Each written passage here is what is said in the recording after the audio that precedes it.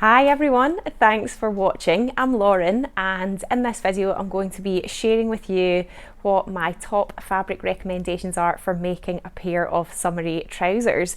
So I absolutely love wearing trousers and little tops and blouses, but in the summertime I do get a little bit tired of jeans sometimes, and I like to mix it up with other different types of trousers. So all of the fabrics I'm going to show you are available in my shop, Guthrie and Ganny, and I'll put a link to that in the description to this video where you can find the listings for them and all the different colours and everything that we sell online. And then I'm also going to be recommending specific patterns as well that go with the fabrics, and they are ones that we stock in the shop, but please don't see that as an exhaustive list. They're just to give you a guide of how the different types of fabrics will look in different styles of trousers, and it might be that maybe you've seen a pattern elsewhere that you can see similarities in some of the ones I'm suggesting. So hopefully it'll give you a really good overview of what different fabrics and patterns work well together, and also just help you to imagine what the finished trouser or pant is going to be like. My first top tip really is to opt for fabric that has got natural fibres in it, because they'll be much more breathable, they'll be more comfortable and cooling to wear. And then the next thing before you dive into a specific type of fabric is to just generally try and picture what you're hoping the end garment will be like. So are you looking for something that's got a wide leg, or something that's got a more tapered leg, or a fitted look? Are you looking for something to be quite sort of structured and maybe like a little bit tailored and smarter?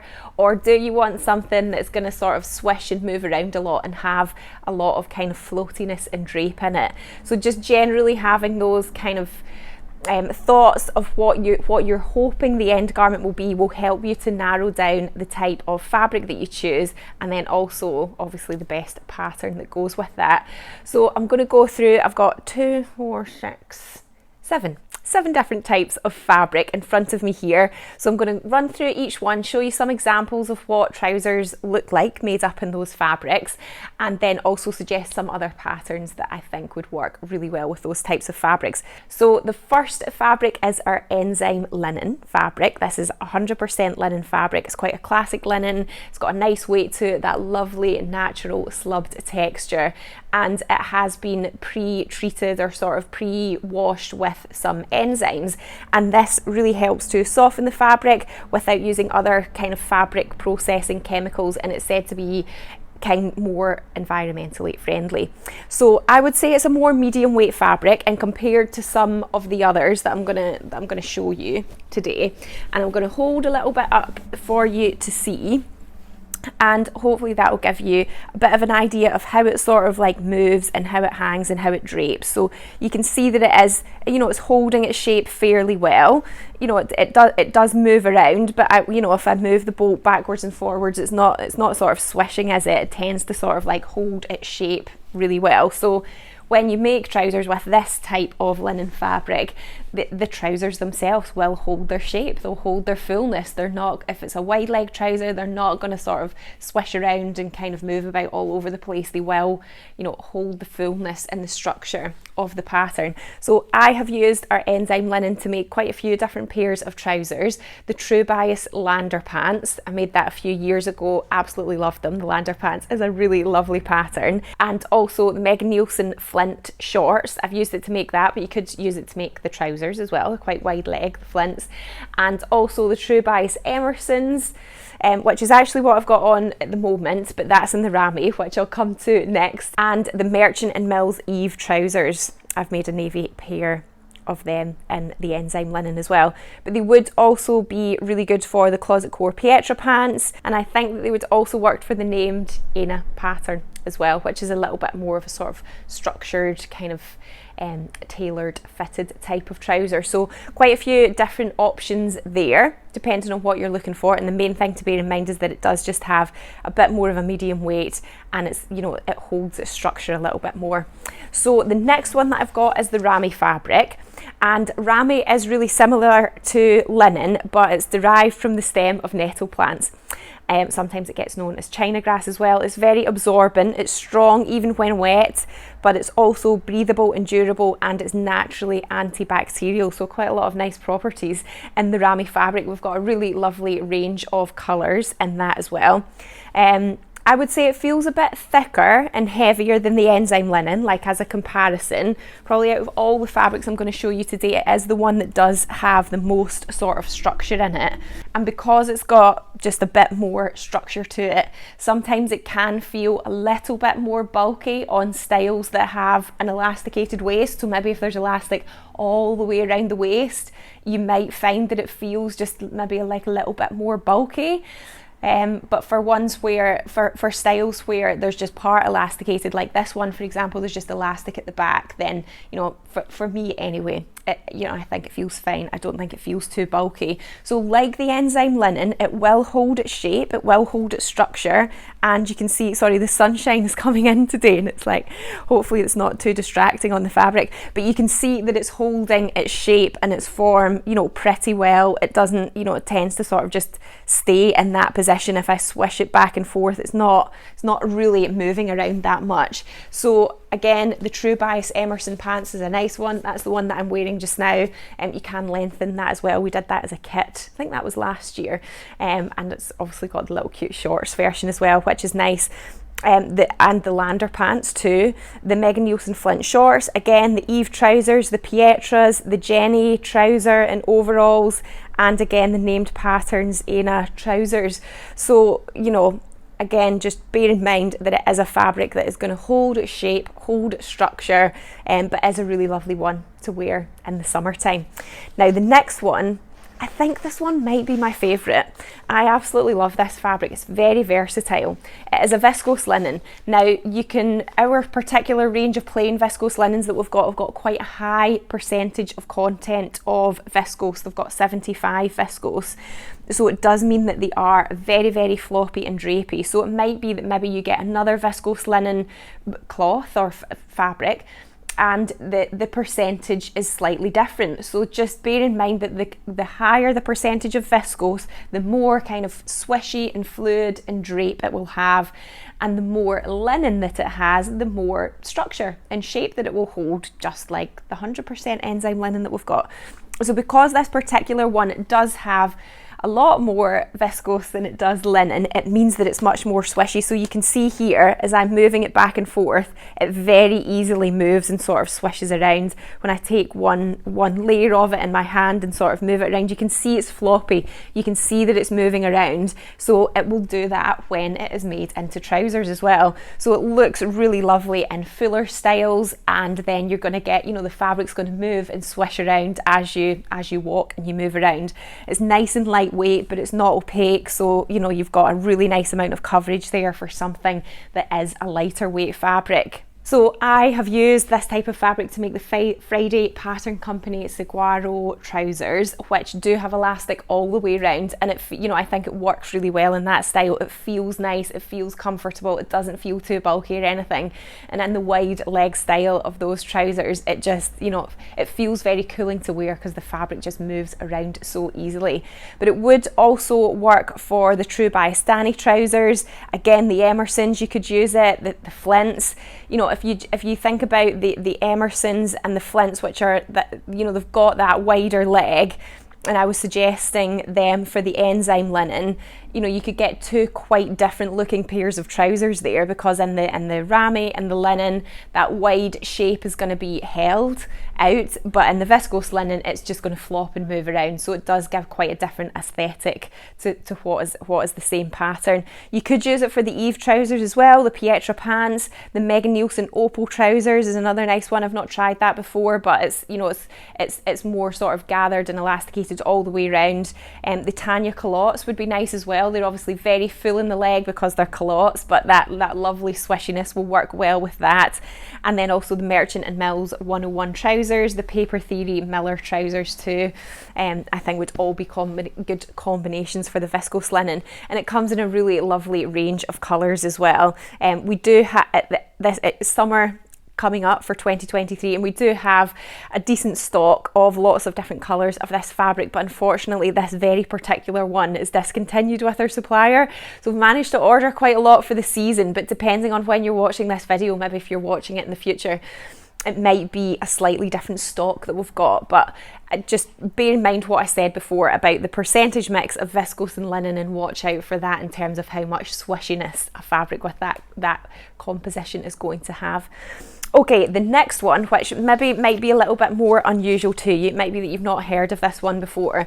This is our Sirona linen. So this one is a mixture of various different fibres. I'm going to read it out to you because there's quite a few with varying percentages, so I'm afraid I can't remember it. But it's 45% linen, so you know, a decent amount of linen in there, 22% viscose, 18% Sirona, and 15% cotton. So you know, it gets called Sirona linen even though it's only got a little bit of that in it, but the Sirona does give it some more unique characteristics compared to some of the other fabrics.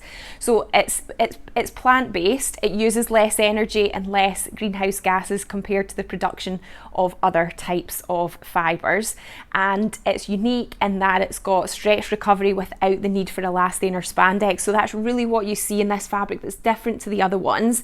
When you put tension on it, you can see that it's got give and stretch, and that is coming from the Sirona fibre. It's not coming from any elastane or spandex that is in the fabric. So obviously you'd still treat it as a woven fabric, but because it does have that give and stretch, it can make it really comfortable to wear, especially if you've got something that's got a more fitted waistband on it, because you know the fabric just has that little bit more ease, that little bit more give in it. It tends to be more resistant to creases as well. It's very soft, it's lightweight, it's breathable, it's fast drying, and yeah, it's just a really lovely fabric to use and work with. And in the blog post that goes along with this video, I'll put a link to the Sirona website where you can just read a little bit more about that if you're interested in that type of fibre. So I have used it to make two garments before. One was the Merchant & Mills Eve trousers, which I absolutely love. I wear them so much in the summertime. And also the Paper Theory Zadie jumpsuit. So I know we're focusing on trousers here, but actually the majority of the fabrics I'm going to show you today are suitable for jumpsuits and dungarees as well.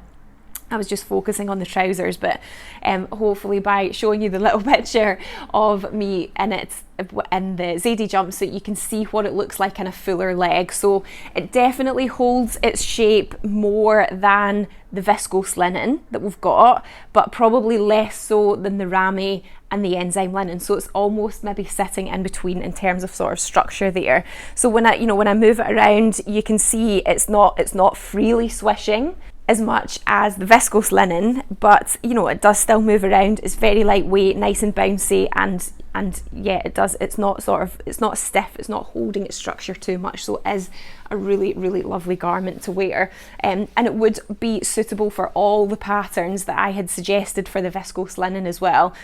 It does work nicely for styles where you have got elastic or gathers all the way around the waistband, because it's thin enough to, you know, to take that. It's not going to feel bulky or anything. So another really lovely one there in the more sort of linen department. Now we're going to move away from the sort of linen-y type ones. And the next one I've got to show you is cotton or stretch cotton.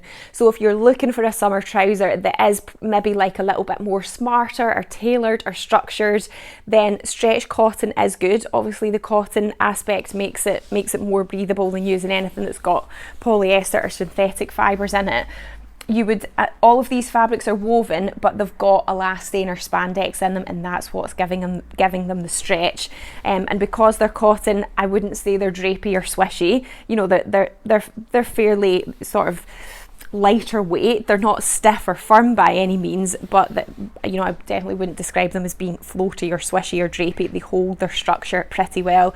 So this particular one's obviously got this lovely print on it. It's the powder blue daisy leaves stretch cotton, so it's got 2% elastane, but we do have some nice plain ones as well. Sometimes you get them in a sateen finish, so it's almost like it has just like a little bit of a sheen on it, or sort of reflects the light differently, which is what this one does here. It's got a little bit more of a sheen, whereas this next one has got more of a matte finish. So they tend to have the twill weave, which means that when you look really closely you can see the sort of diagonal texture of the weave in them. And this one here almost feels slightly brushed a little bit, so it's got more of a matte finish. This comes in quite a few different colours as well. Depending on when you're watching this video, it might be we're waiting for some to come in stock, but it is a regular item that we get in. So for this type of fabric that is a little bit more structured, it holds its shape more, really you're looking at something like the Closet Core Sasha trousers or the Avid Seamstress City trousers, something that's just a bit more fitted, a bit more tailored, a bit straighter.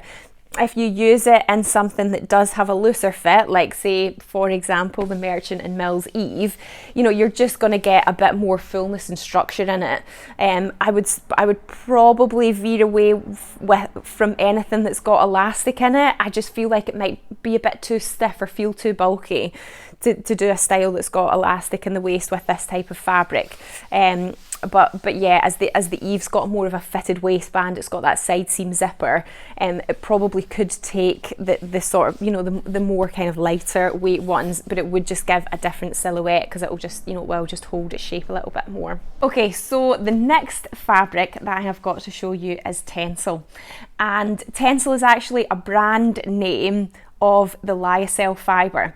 And so quite often they get used interchangeably, but in order to call something Tencel, you kind of have to get a license from the company that owns the Tencel brand.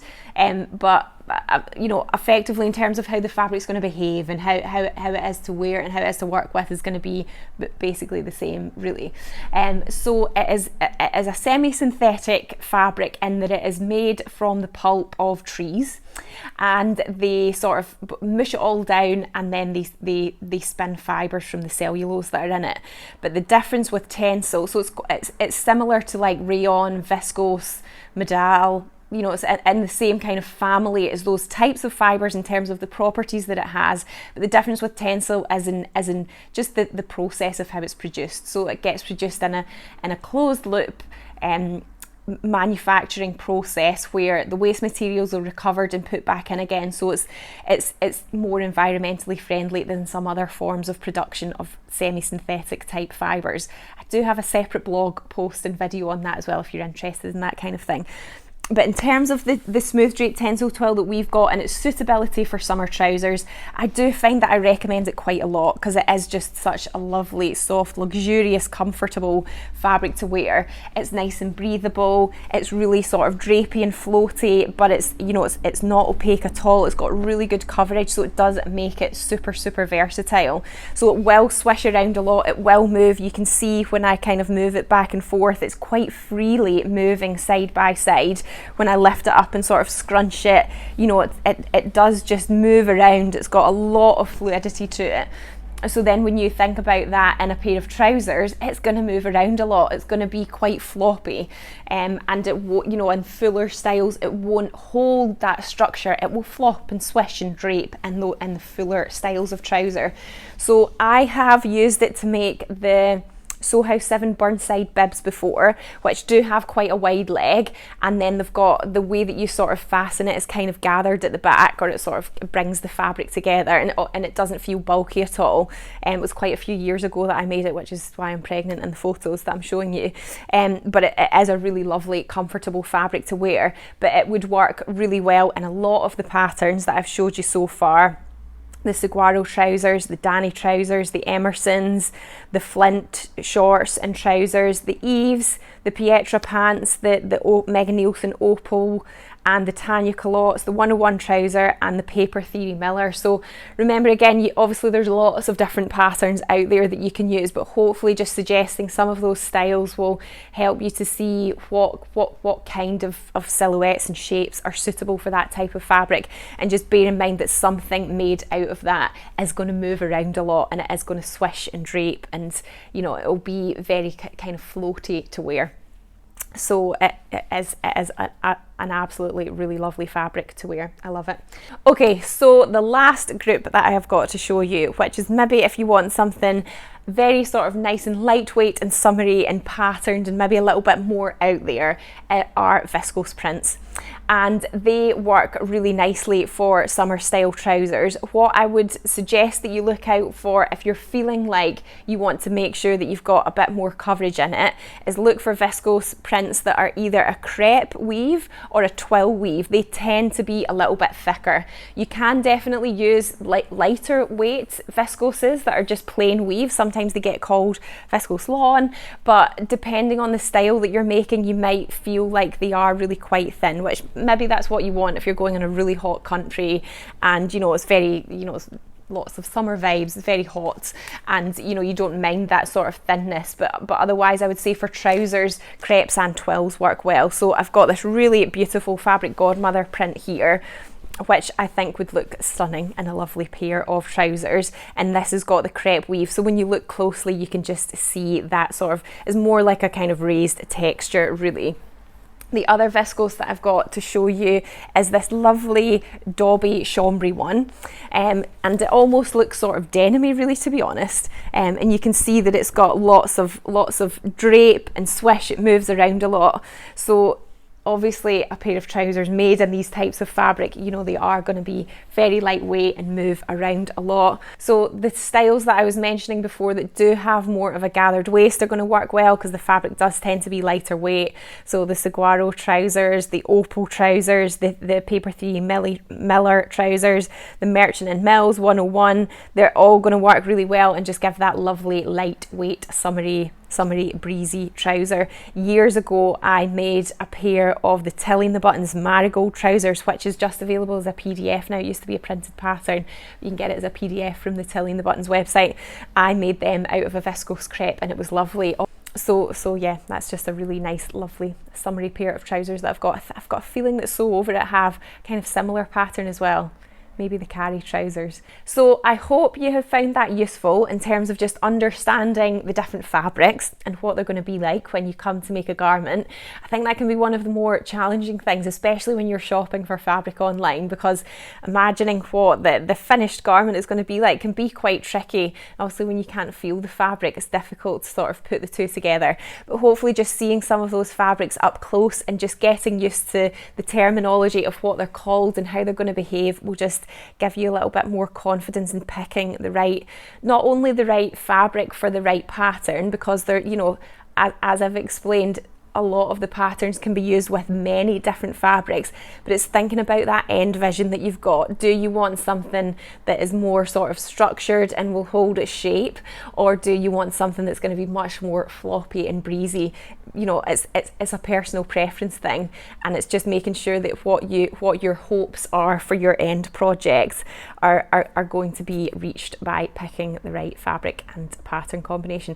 So if you've got any questions or comments at all, please feel free to leave them below. The G&G team and I are always more than happy to help as well, so you can call the shop, you can email us if you're not sure about anything, or if you're looking online and thinking, oh, will this pattern be good for this fabric? Do just drop us an email and we can let you know. The blog post that goes along with this video will be linked in the description, so in there you can find links to all of the fabrics that I've mentioned and the patterns as well. If you haven't subscribed to my channel already, just remember to hit subscribe so you don't miss out on my next video, and I will see you next time. Bye!